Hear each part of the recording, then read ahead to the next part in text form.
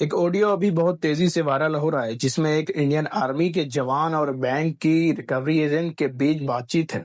दरअसल जवान ने लोन रिपेमेंट से जुड़ा एक सवाल किया था और ये बातचीत सुनकर हर भारतीय का दिल दुख जाएगा। आप खुद ये वीडियो क्लिप सुन लीजिए। पढ़े लिखे होते कोई अच्छी कंपनी में तो आपको 931 रुपए का क्या हुआ? अभी बॉर्डर में भेज दिए गए हो तुम, खत्म नहीं होगा। तभी तुम लोगों के बच्चे ना विकलांग पैदा होते हैं और ऐसे ही लोग होते हैं जो शहीद हो जाते हैं। ओके, इस लेटर देती हूँ तुमको। हाँ भेजो भेजो भेजो भेजो। हाँ, भेजो, आपके क्या होता है? भेजने का 4 दिन से भेजो मैं भेजो। तो आपने अगर कितना आपको दम है, आप नौकरी जितना लगे बोल क्या? रहे हो ना, तेरे को भेजेगा आप जितना बैठाया। बोल रहे हो ना, आप में कितना दम है। फिर सोचिए कि ऐसी भद्दी भद्दी बातें सुनकर उस जवान के दिल पर क्या गुजरी होगी। दरअसल इंडियन आर्मी सिर्फ एक फौज नहीं बल्कि 140 करोड़ लोगों की ढाल है। ये वही जवान है जो -50 डिग्री की ठंड में भी सियाचिन की बर्फ पर डटे रहते हैं और 50 सेल्सियस की गर्मी में राजस्थान की रेत पर तैनात रहते हैं। जब हम अपने घरों में आराम से सोते हैं तब वही जवान रात भर जागते हैं। जब हम त्योहार अपने परिवार के साथ मनाते हैं तब वो अपने घर से हजारों किलोमीटर दूर बॉर्डर पर तैनात रहते हैं। और जब देश भर में खतरा आता है तो सबसे पहले अपनी जान की बाजी लगाते हैं।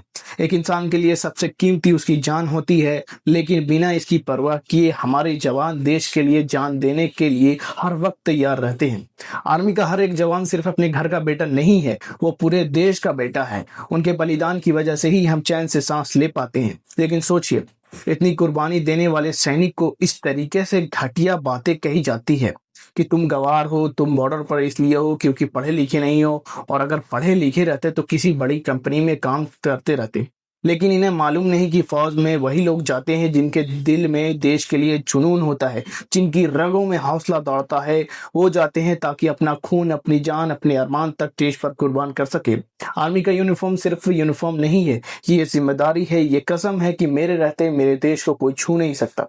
हमारा भी फर्ज है कि अगर किसी जवान के खिलाफ अपमानजनक बात कही जाए तो हम सब एकजुट होकर उनके लिए हमारी जिम्मेदारी सिंपल है। अफसोस तो इस बात का है कि हमारे देश में जितनी रिस्पेक्ट और लाइमलाइट सेलिब्रिटीज को मिलती है, उतना सम्मान असली हीरोज यानी जवानों को नहीं मिलता है।